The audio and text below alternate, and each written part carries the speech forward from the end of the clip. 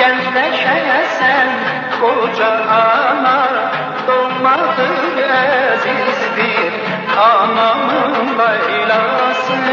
İlkin ermemizdir anamın Leyla'sı. Bir coşkun denizdir bir küçük damlası. Mukaddes dünyadır ana dünyası.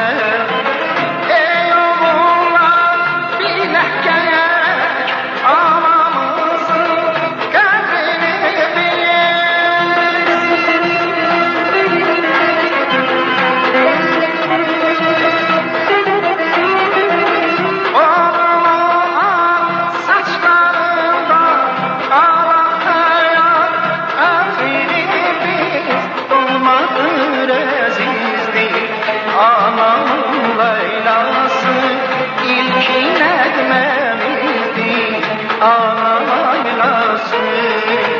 Bir coşkun denizdir bir küçük damlası. Mukaddes dünyadır ana dünyası.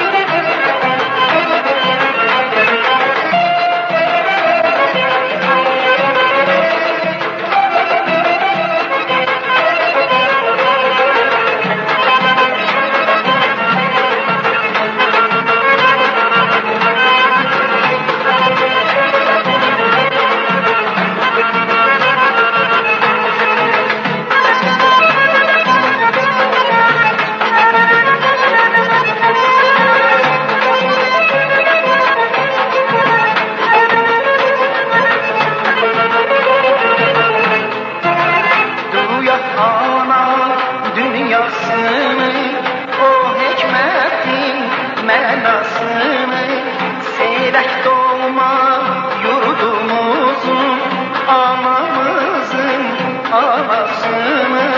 Doğmadır azizdir anamın Leyla'sı. İlkin ermemizdir ana Leyla'sı. Bir coşkun denizdir bir küçük damlası. Mukaddes dünyadır ana dünyası. Ey oğullar bilək gerek anamızın qədrini bil.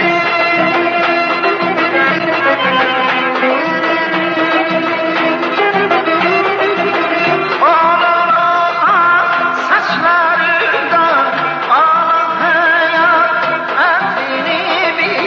doğmadır azizdir anamın Leyla'sı. İlkin ermemizdir ana Leyla'sı.